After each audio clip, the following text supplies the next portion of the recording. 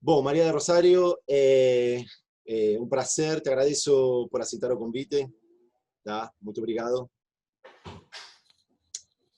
Obrigada, Juan, eu que agradeço estar aqui, a gente junto, defesa de direitos.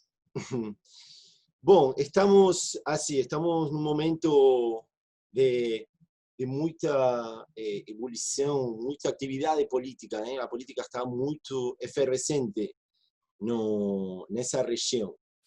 E eu acho que do que a gente vai falar tem a ver com o que está acontecendo na região. É como que o Bolsonaro abriu as portas para uma forma de fazer política que tem a ver com a violência, com a intolerância, e isso meio que está agora em todos lados, né? Essa luta contra isso, ou isso dominando, ou isso sendo combatido, eu acho que está presente. Então, queria começar falando sobre ti, né? Basicamente conversar um pouco sobre ti, porque acho que tu és um símbolo do que é a política sendo practicada por uma mulher, né? E,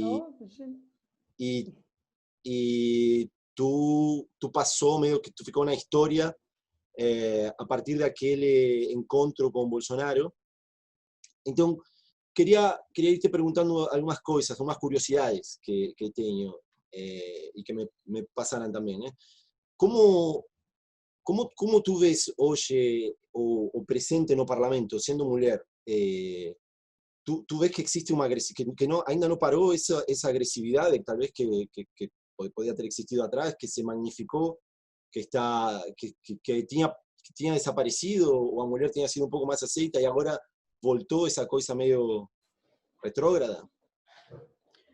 Olha, Juan, eu aprendi muitas coisas nessa jornada de resistência, como mulher também, porque eu aprendi sobre sororidade, solidariedade, sobre estarmos juntas.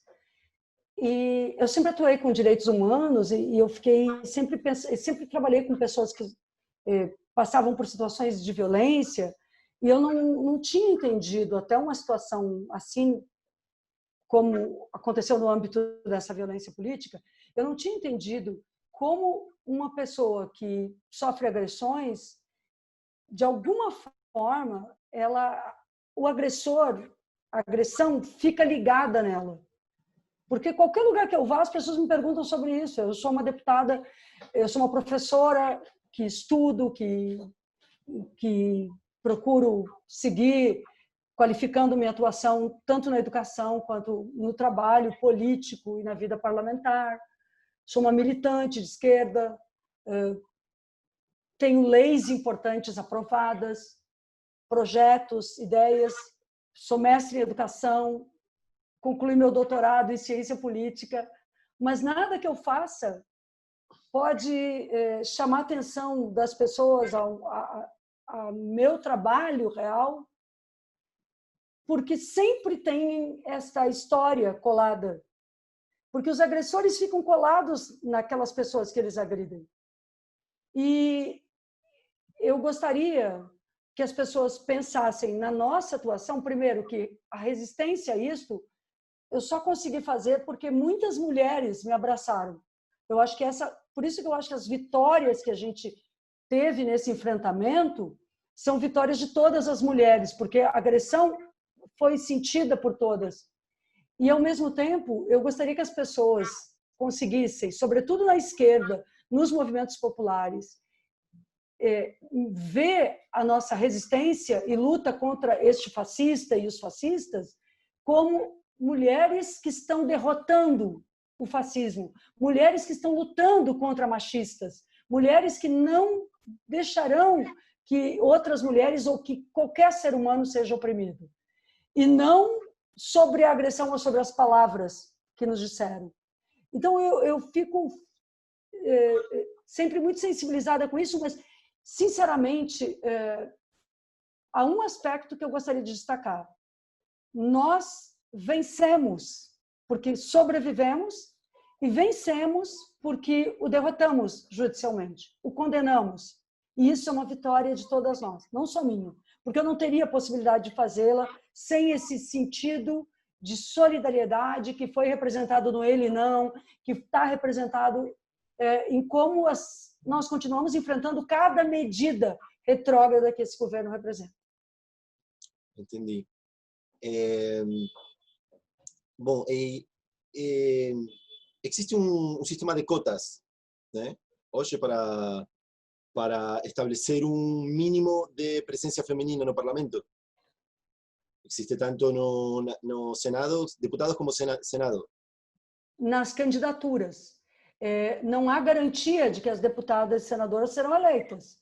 Mas no Brasil, diferente de outros países que adotam sistemas de cotas, Argentina, que avançou muito, e outros, no Brasil, as cotas que nós conquistamos foi para obrigar mesmo os partidos políticos a terem um mínimo de 30% de candidaturas femininas. Ah, olha só, claro, na Argentina sim, eu sei que na Argentina existe o sistema de cotas no parlamento. Exatamente. 30%, eu acho. E, bom, vou insistir um pouco mais com este tema. Será que tu percebes, tens algum tipo de reflexão feita sobre se, na hora de apresentar um projeto, uma mulher é meio que subjugada em comparação com um homem? Ah, sim. Os projetos e leis que eu consegui aprovar nessa casa, por exemplo, eu trabalhei longamente para conseguirmos alterar o Código Penal brasileiro, que tratava os crimes sexuais como crimes contra os costumes. E nós conseguimos, depois de uma longa jornada de proteção às mulheres e meninas, configurar uma legislação protetiva das mulheres e das meninas e de todas as pessoas que são vítimas de violência sexual, também de meninos e homens, mas como crimes contra a pessoa, alterando todo um capítulo do Código Penal e um título, o título 6º. Ao longo desta jornada, ter aprovado essas matérias foi um grande desafio. Então, ao longo do tempo, eu pude ver que não era simples aprovar projetos, aprovar leis. Mas no atual momento histórico, os projetos, eles não são analisados de acordo com o mérito deles. Eles estão sendo analisados de acordo com a autoria e com a representação, com vetos já prévios às ideias que apresentamos. Então, toda vez que nós apresentamos uma matéria ou um relatório, nós conseguimos avançar quando conseguimos sensibilizar a Câmara e o Senado, mas nós temos certeza das dificuldades que se enfrentam do lado de lá. Ao ponto de algumas matérias que temos a autoria serem copiadas, carimbadas, pirateadas até mesmo por representações outras. No parlamento, hoje, nós vemos uma perseguição mais clara às mulheres. E essa perseguição, que muitas vezes não quer ouvir a nossa voz, que não quer nos garantir a igualdade no exercício dos mandatos, ela precisa ser desafiada por nós permanentemente, com muito apoio mútuo. Mas veja, o que acontece nessa legislatura é que, diferente das legislaturas anteriores, os candidatos de direita e os partidos de direita que se elegeram com o governo Bolsonaro também elegeram mulheres que não valorizam o trabalho de outras mulheres. E isto é uma novidade ruim na política nacional, mas é um processo pelo qual, de amadurecimento da nossa presença no parlamento, que nós vamos ter que afirmar e lutar, porque, afinal de contas, quando estas mulheres também, da direita, desequilibram de alguma forma a sua relação com estes partidos e são agredidas, somos nós, as feministas, que acabamos também manifestando a nossa forma de apoio para que elas possam dar suas opiniões. O machismo, portanto, não é algo que atinge somente a nós. As próprias mulheres destes partidos estão finalmente fazendo uma experiência de perceber como estes partidos e estes líderes do ódio, machistas e misóginos, também as agridem quando elas saem minimamente do padrão de feminilidade, de representação de mulher que está dentro dos estereótipos que eles construíram. E eu acho que isso é uma aprendizagem também para o Brasil.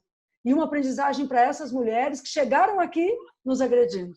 E hoje estão vendo que a sua voz também, mesmo a sua voz, ideologicamente sintonizada com a direita, quando modifica um ou outro aspecto, quando elas se empoderam e se transformam, talvez, em donas da sua própria palavra, eles querem calá-las também, menos que a nós, né? Porque eles falam na eliminação física da esquerda.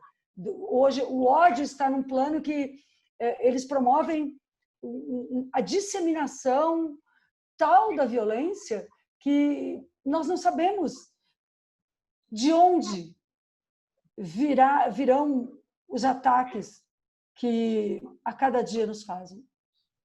Entendi. Tu pensas assim que é o caso da Joyce? De uma certa forma, sim. Ela, eu acho, está vivendo uma experiência que eu também não acredito que ela tenha qualquer autocrítica sobre a sua chegada ao parlamento, mas ela chegou ao parlamento agredindo outras mulheres. E hoje ela é uma mulher agredida pelos mesmos que ela também contribuiu com a legenda. Lamento, inclusive, porque eu não desejaria nenhuma mulher que ela seja agredida, qualquer que seja a sua linha ideológica, e não comemoro o que acontece. Apenas eu creio que há um aprendizado, uma dimensão pedagógica, política, que mostra que a não submissão nos termos em que estes líderes do ódio exigem, sim, significa também ser atacada. Claro. Menos, mas ser atacada. Sabes que eu lembro de uma fala de Jean Willis que ele comentava sobre aquela cuspida, que isso foi tipo o momento culmine de toda uma série de assédios e agressões que ele sofria cotidianamente no parlamento, né? Isso foi o que a gente viu, né? A reação final a un cotidiano de bullying, de asedio, de insultos. Quería saber si es parte de tu experiencia también. Y no falo só do... É insuportável. Eu vou lhe dizer bem a verdade. Eu suporto, porque eu tenho responsabilidade com o povo brasileiro, com as pessoas que me trouxeram até aqui, com as causas que eu defendo. Mas eu realmente... Eu vou começar a dizer, a partir de hoje, até através daqui de ti, que eu temo pela minha vida, pela vida das pessoas com quem eu convivo, pelos militantes. Hoje mataram 2 pessoas na luta pela terra e na luta quilombola. Os líderes sociais no Brasil estão na mira do tiro. Sim. E esse governo quer produzir um excludente de licitude. Todos os dias eles fomentam o ódio e nos desumanizam. E desumanizar e atacar moralmente é uma forma de também criar uma licença para matar. Totalmente. É uma ideia de fomentar que as pessoas matem. Sim. De fomentar a intolerância. Então, eu vou continuar lutando, mas eu também preciso dizer para as pessoas que já sinto os riscos disso. Porque eu creio que no Brasil, essa extrema-direita pensa os mesmos movimentos que eles cometem no Chile contra os lutadores, do que eles fizeram na Bolívia, do que estão fazendo e do que oferecem ao Brasil com o AI-5, que não é outra coisa senão a tortura, o desaparecimento forçado. Então, não é que nós não temos medo. Não é que eu também não tenha medo. Eu tenho medo. Mas eu tenho só um caminho, que é seguir defendendo o que eu acredito e a democracia, porque não há outro caminho. Eu não enxergo outro caminho. Porque o nosso povo está vivendo isso e eu estou vivendo isso junto com o nosso povo. Eu acho que o que a gente não conseguiu, talvez, o que a esquerda não conseguiu, não sei se a esquerda não conseguiu, o inimigo é muito mais forte, né? Mas educar as pessoas para entender, para que elas não legitimem a violência institucional, né? É que o inimigo agora é o Estado, mais uma vez. Isso. Não é mais um deputado que não chegava nem ao baixo clero, porque não tinha um projeto aprovado, não tinha nada. Ele não tinha nenhuma contribuição com o Brasil. Continua sem ter nenhuma contribuição com o Brasil, a não ser o ódio. Mas o inimigo hoje tem armas. O inimigo libera armas. O inimigo mente, usa fake news. Ele cria uma identidade dos seus adversários políticos como pessoas que não mereçam viver. Sim, sim. E ele com base nessas mentiras, ele se conecta a forças altamente armadas. O inimigo hoje tem que explicar o que aconteceu e quem matou e quem mandou matar a Marielle. E até agora não explicou. Então, como é possível termos tranquilidade no Brasil? Nós estamos vivendo o avanço da extrema-direita e do fascismo e nós tememos pela vida dos lutadores sociais no Brasil, dos defensores e defensoras de direitos humanos, dos parlamentares, da oposição política, porque o inimigo está preparando no Brasil uma forma de nos eliminar. E está preparando uma forma de eliminar pobres, pretos, mulheres, gays, lésbicas e também os seus opositores políticos, todos, enfim. E cria justificativas e instrumentos para isso nessa hora. E a elite brasileira cedeu a isto para conseguir fazer a reforma da Previdência, conseguir tirar direitos trabalhistas, para conseguir diminuir o Estado e se apropriar do orçamento público para suas prioridades. Essa elite brasileira, mais uma vez, se jogou nos braços de setores que são fascistas. Ocorre que nós sabemos que o fascismo não é só um discurso, ele é uma movimentação paramilitar. E é uma movimentação hoje paramilitar e por dentro do Estado. Então, os nossos inimigos são o Estado, são o poder. E quando eles usam as razões de Estado, dizendo vai ter que acontecer um AI-5, terá que acontecer, ou como hoje no Chile, um ex-ministro disse, não será possível tranquilizar ou normalizar o Chile sem violações de direitos humanos. Então, eles vão colocar as pessoas dentro de um estádio de novo? Elas vão desaparecer, como já ocorre? É preciso que as pessoas no mundo saibam que a América Latina e o Brasil caminham para graves violações. E que nós estamos aqui tentando defender a democracia e o ordenamento constitucional, porque só quem defende a democracia aqui somos nós. Os que estão no poder não querem a democracia.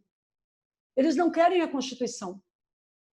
Então, até num desabafo, eu digo a vocês que nós não sabemos até quando vamos sobreviver a este ódio. A elite brasileira sempre abraça, né, esses grupos violentos. De fato, o fascismo nasce como isso, né? Nasce como um grupo paramilitar para defender aos industriais das greves e das reclamações dos trabalhadores. Assim nasceu o fascismo e assim sempre será. Um grupo que defende as elites. Vou voltar um pouco atrás só para finalizar essa parte.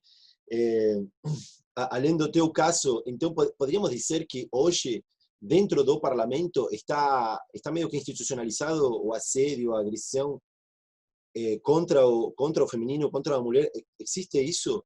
O Jean Willis, voltando desde Jean Willis, né, ele dizia que existia uma homofobia totalmente institucionalizada, tipo que dentro desse contexto, né, não declarado assim públicamente, mas que dentro desse contexto as piadas, as ofensas, né, mesmo quando a pessoa quer apresentar um projeto, quando o parlamentar quer apresentar um projeto, quer falar, quer tomar a palavra, estava como estruturado a homofobia. E aí eu queria saber se a misoginia também está ainda hoje, né? Porque a gente te ouve falar a ti, a outras deputadas e outras parlamentares, e talvez não chega a nós isso, não sabemos que todo dia vocês lidam com isso.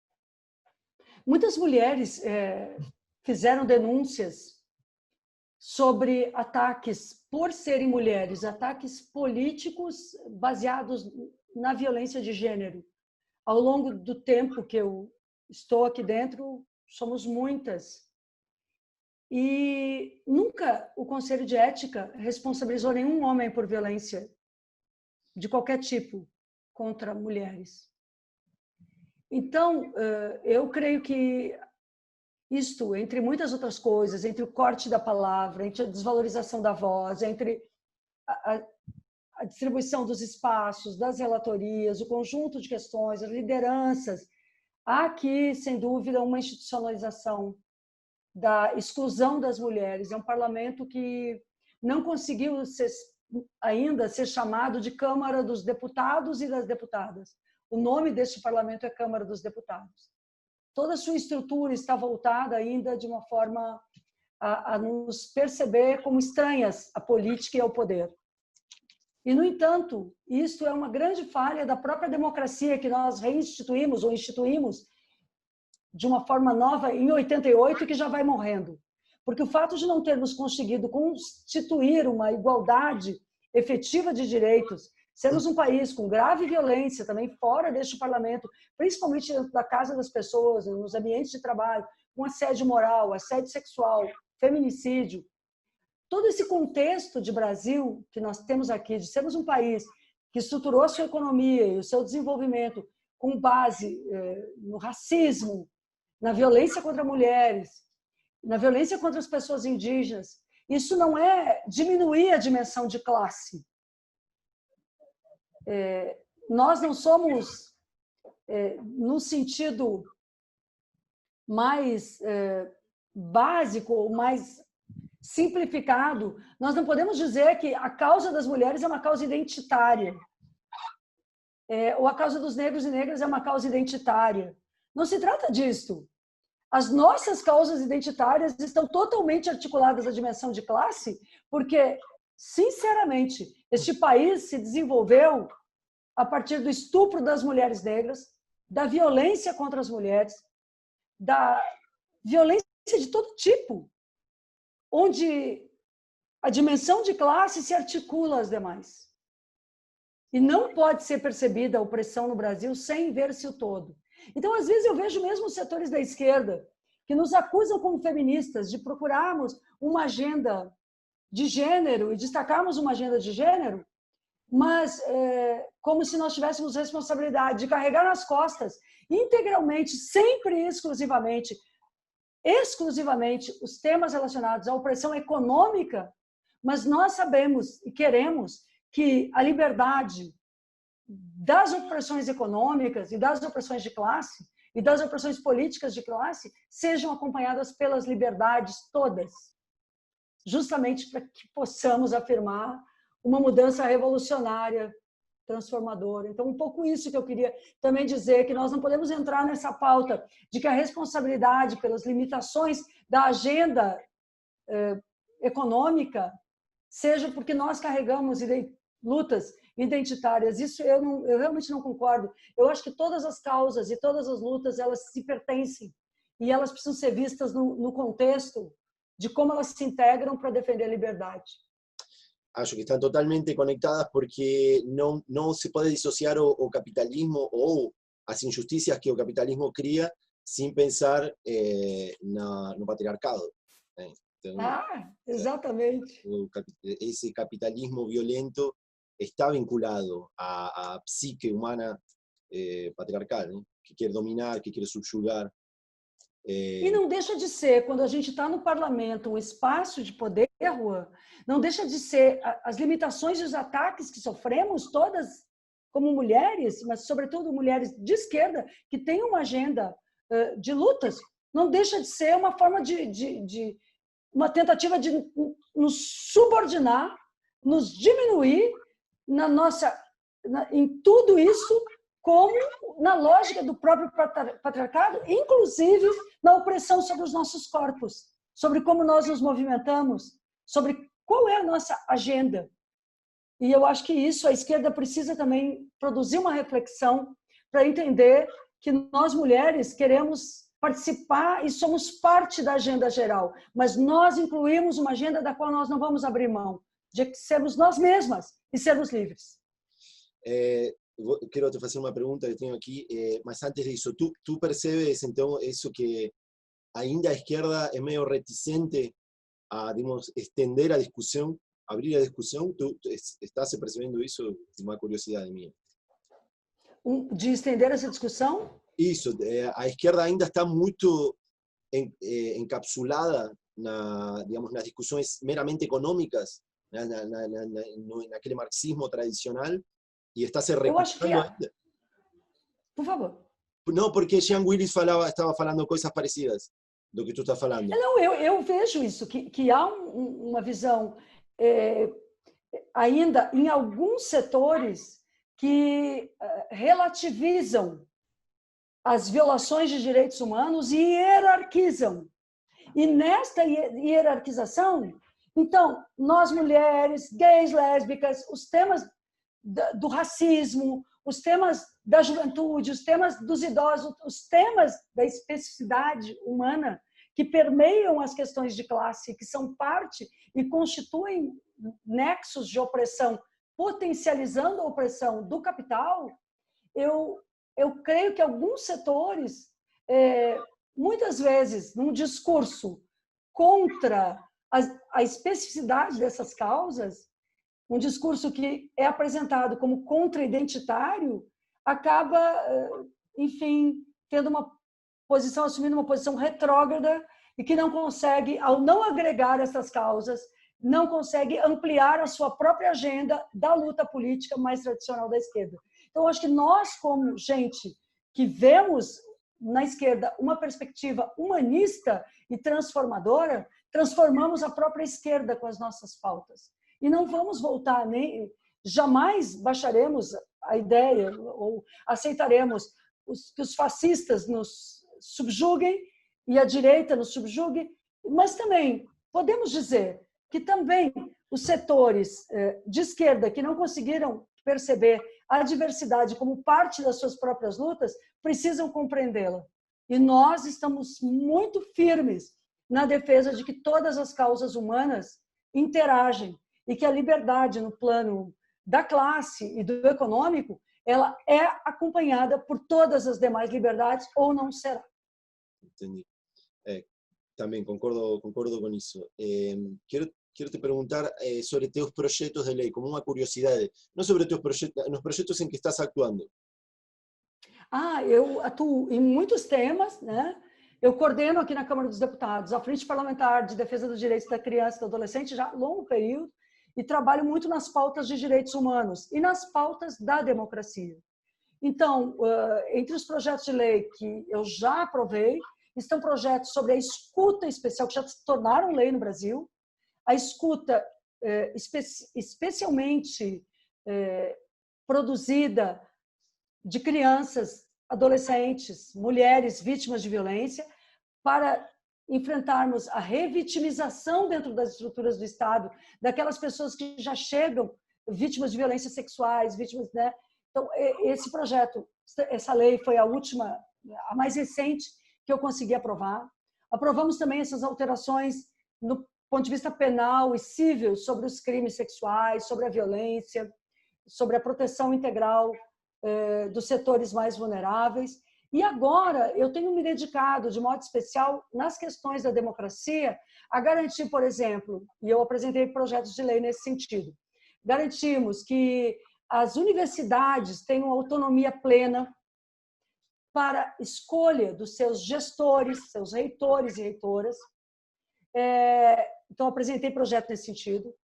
Eu apresentei proposta que barra a discricionariedade do governo nos cortes orçamentários para a educação e vários outros, porque há cortes orçamentários.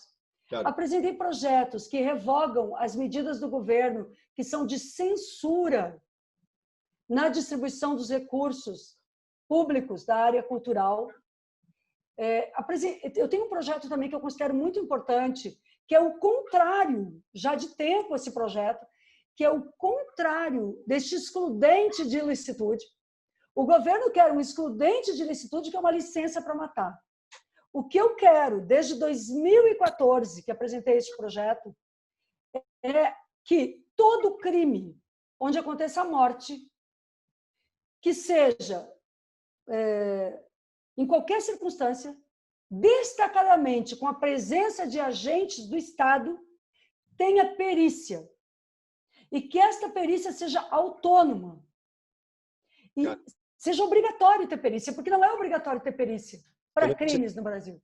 E não é obrigatório, principalmente quando há agentes do Estado envolvidos.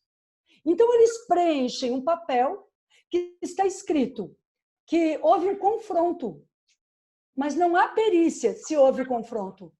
E aí fraudam aquela situação dizendo que foi uma morte em confronto. E nunca se saberá a verdade. Então, o que eu busco é que todo crime que há morte tenha perícia e todo crime que há agentes do Estado envolvido tenha também, de modo especial, uma perícia e que agentes do Estado que fraudam essas cenas de crime e mentem sobre morte em confronto e, na verdade, assassinam pessoas, eles sejam responsabilizados porque estão cometendo graves crimes. E o Estado tem que parar de anistiar, autoanistiar e impedir a responsabilidade dos crimes praticados por seus agentes. Eu não perco de vista de que no Brasil nós temos a morte por policiais, né, a morte pelas polícias, uma morte feita por agentes do Estado, banalizada, e nós temos também a morte de policiais. É muito grande a morte de policiais.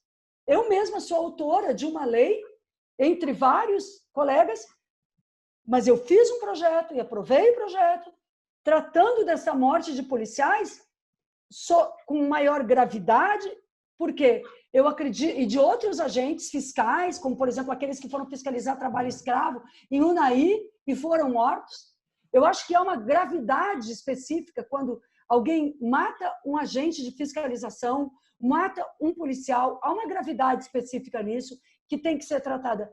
Mas eu tenho consciência que nós temos o país que a polícia mais mata e que a polícia mais morre, e que essas duas questões estão conectadas. E se nós quisermos a vida da população como queremos, e a vida também dos policiais, que são parte da população, que nós também queremos vivos, nós temos que diminuir a violência.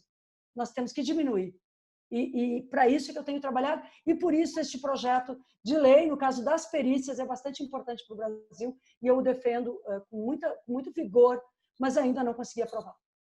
Quando tu falas que a perícia seria autônoma, seria de uma delegacia independente do policial que cometeu o hipotético abuso, né? Por um período de conivência. Sim, um departamento específico, um departamento de perícia específico que não é polícia. Claro. Ele é a perícia técnica. No Brasil, essa perícia, já há esse modelo existente de muito tempo no Rio Grande do Sul, que é um departamento específico. Não pode ser parte, a perícia técnica não pode ser parte da polícia. Ela não pode ser hierarquicamente subordinada à polícia. Claro. Porque ela precisa também fazer prova, instituir quando o Estado é quem mata. Entendi. Bom, estamos num contexto bastante particular, né? Hoje o Uruguai parece que vai escolher um presidente de direita. Foi o último que me chegou. Estamos con a Bolivia con un golpe de Estado innegable, eso fue un golpe de Estado en cualquier lugar del mundo, se llama golpe de Estado, y punto. Y con, como tú falou, Chile acrecentando cada vez más esa violencia, ¿eh? Parecía por un momento que estábamos indo num caminho de estados mais que iam dar mais, prevalecer um pouco mais os direitos humanos, mas estamos de novo retrocedendo um pouco nesse sentido. E enfim, como tu estás analisando isso? Qual é a tua análise? Com Lula... Olha, eu sou gaúcha, então meu estado de origem é o Rio Grande do Sul, é do lado do Uruguai.